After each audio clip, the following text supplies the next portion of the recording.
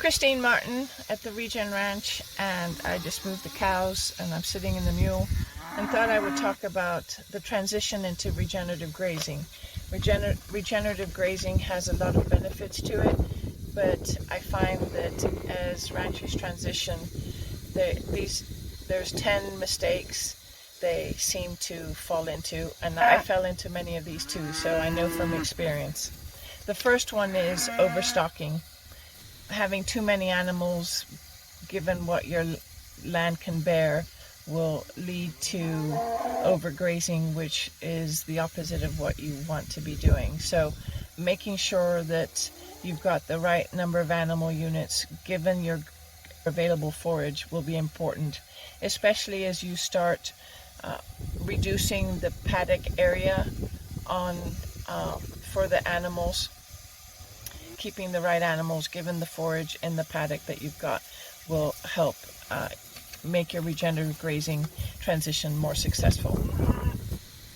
The second mistake I see ranchers as they transition to regenerative grazing is not implementing a grazing plan.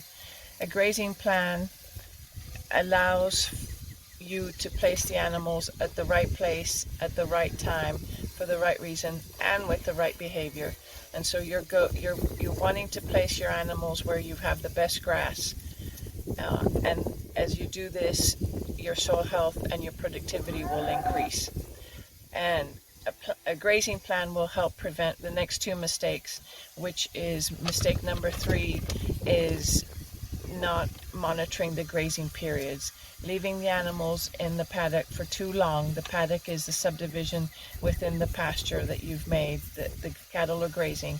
And that overgrazing means that you're allowing that animal to go back and eat the plant before it has had time to regraze, and this affects the plant, and it will reduce your root structure.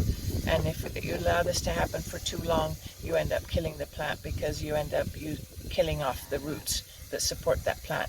And then a grazing plan will also prevent mistake number 4, which is not allowing for enough recovery time between the grazing. You want to make sure that you leave enough time, depending on where you're located in the environment on your brittleness scale. You will need less time or more time depending on the time of year, depending on your environment. And so a grazing plan will help you plan for those recovery periods so that you know you will be back to that paddock when the grass has had enough time to grow. The 5th mistake most ranchers fall into is not having enough water sources. Not having enough water sources in your pastures limits the grazing pattern, it limits the movements of the animals, so having as many water sources as you can will be important. You see here behind me, the animals are at the water trough. I have a water line that I've implemented with risers every 300 feet so I can get access to that water, and I just use a portable tub to make that water available to them. Mistake number 6 is the one that I see most, and that is ignoring livestock health. When we concentrate too much on following this grazing plan, we tend to ignore the livestock health, the body condition of the animal. We're so focused on, oh, we've got to move, and we've got to create these paddocks, and you ignore the animals. And monitoring the animal's body condition will be important so that you can adjust your grazing plan accordingly to allow for more selection, bigger paddocks, if that's what you need to do. Mistake number 7 is thinking that you need permanent fencing to create these paddocks.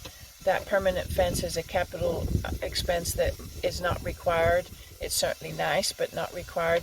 You can use an electrical polywire with an electrical charger. It can be solar, it can be permanently wired, but an electrical line and an electrical charger will do much to help you in regenerative grazing success.